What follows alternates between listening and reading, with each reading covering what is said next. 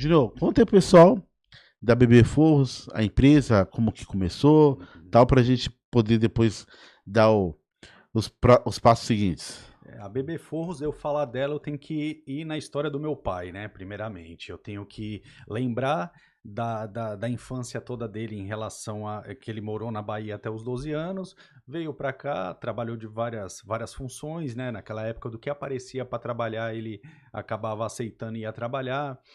Trabalhou de servente de pedreiro, trabalhou de garçom, com conhecimento. Antigamente não tinha YouTube, mas ele, por conta própria, acabou aprendendo a mexer em moto. Aí mexia numas motinhas, acabava comprando umas motos, mexia, fazia não sei o que, revendia para ganhar um dinheiro a mais.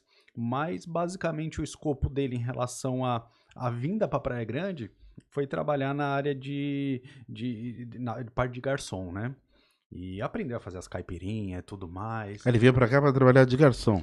Na verdade, ele veio com 12 anos sem muita perspectiva, porque veio com a minha avó, né, e mais 4 irmãos, e acabou vindo para cá. Então, como era muito pequeno, lá ele já trabalhava com forro de PVC e com divisória de Alcatex, que é o que nós trabalhamos até hoje, né? Então, ele já veio com esse conhecimento, que ele trabalhava com o pai dele, meu avô, lá. Veio para cá, acabou não conseguindo se adequar tanto porque era algo que lá já existia e aqui ainda não tinha.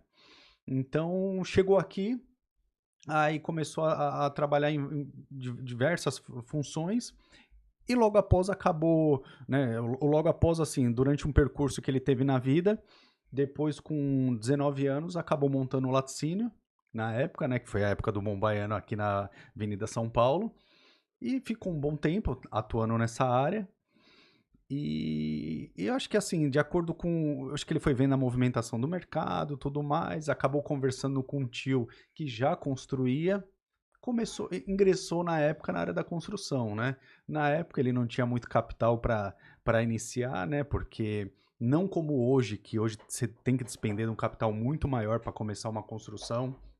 Antigamente você tinha um benefício em relação aos bancos, né? Você conseguia linha de crédito mais fácil, você conseguia, né, capitalizar muito mais fácil, trabalhava com o dinheiro do banco, construía, revendia e muitas vezes você vendia a carteira para o próprio banco, adiantava os recebíveis e ficava com a carteira ali recebendo, né? O banco. Mas antes disso, ele teve a empresa de laticínios até, se eu não me engano, até os 21 anos. E nessa época acabou tendo, eu falo fábrica, né, porque a gente acaba não sabendo uma denominação de acordo com isso, mas ele acabou tendo uma pequena indústria de fabricação de queijo em Goiás. Então foi uma época assim que era muita vontade de ser alguém na vida, né? Não é, acho que a mentalidade daquela época não era nem prosperar. Era, poxa, eu quero ser alguém na vida, quero sair desse status quo aqui que eu tô em relação a uma dificuldade na vida e quero dar uma condição para minha família. Porque naquela época minha mãe tinha um poder aquisitivo maior que meu pai. E o poder aquisitivo era o quê? Ela ganhava um salário mínimo e ele ganhava menos do que isso. Então você vê que a necessidade ele Menos que isso na empresa? não menos que isso na época que ele trabalhou antes, né? Tá. Então porque eles já se conheceram antes dele abrir o laticínio. Então, assim, a necessidade que fez ele empreender não foi uma conveniência de, poxa, eu quero empreender, eu quero estar ali. Foi uma necessidade. Ele, poxa, minha limitação de salário é essa, eu só vou conseguir ultrapassar essa margem se eu abrir um negócio e conseguir, né, exponenciar e ultrapassar esses ganhos. A gente até brinca que, na minha visão, naquela época era um pouco mais simples empreender, porque não tinha tanta essa demanda de tudo, né? Eu posso estar muito enganado, porque hoje você pega qualquer profissão, tem muito de tudo. E com a era da internet ainda pulveriza muito mais. Mas ficou um bom tempo trabalhando nessa área de laticínios. E logo após apareceu a oportunidade da área de construção, ficou um bom tempo. E por volta dos seus 30 anos, né? 31, 32 anos, ele tinha uma amizade muito grande que eu creio que você conheça, o Carlos Bigatão, que é o dono da Casa do Encanador.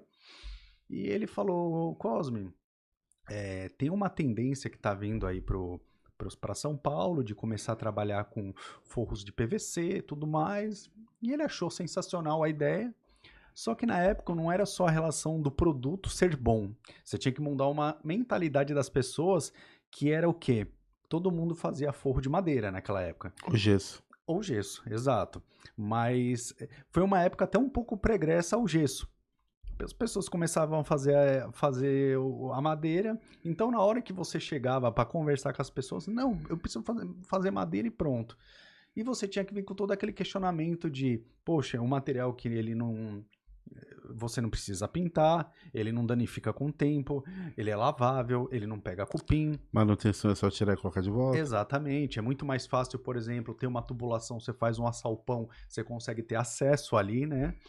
Então foi uma época assim de mudança de mentalidade muito grande. Não era só você focar na toda a parte da gestão do seu negócio e vendas e prospectar. Você tinha todo um backstage atrás de ter que mudar a mentalidade das pessoas.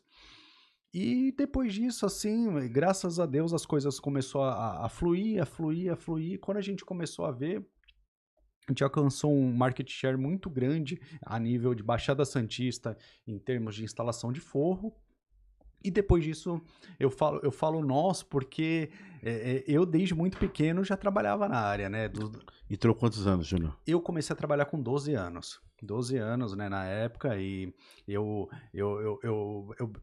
assim, acabava dosando muito a questão dos estudos e tá lá, e dos estudos e tá lá. Você ia no contraturno. Era. Então, desde de sempre eu acabei pegando essa onda, né, de você ter que colocar novos produtos em relação à empresa, porque na época começou com forro de PVC, depois começou a agregar isopor, fibra mineral, o próprio drywall hoje, né, que é muito utilizado. Aí depois veio a questão das divisórias, de Eucatex, de drywall, de PVC.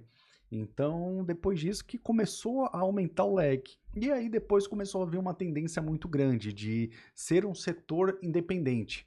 As pessoas viam como área de reforma, área de construção, e depois começou a surgir um termo que era construção a seco, que hoje nos Estados Unidos é altamente utilizado. Né? Lá as pessoas constroem só o estrutural do prédio e por dentro é totalmente revestido com drywall. Então você vê, poxa, tem gente que fala, mas você vai botar na ponta do lápis, muitas vezes o preço da alvenaria e do drywall não dá tanta diferença. Mas você pensa numa mega indústria, qual que é a otimização de custo deles? De tempo. De tempo, exatamente. Poxa, uma obra que demoraria aí, sei lá, um ano para construir, você reduzir pela metade, pô, para quem fornece uma construção em larga escala... Mas isso você está falando de construções planas, não sobreposição de lajes. Também, lá, porque lá, na verdade, o que eles fazem? Toda essa parte estrutural, né, as divisões de laje e tudo mais, e internamente as divisões de ambientes em drywall. Então você tem Mas seria o fechamento, então. fechamentos, Estrutural exato. continua sendo Continua. concreto e ferro. Isso, continua sendo.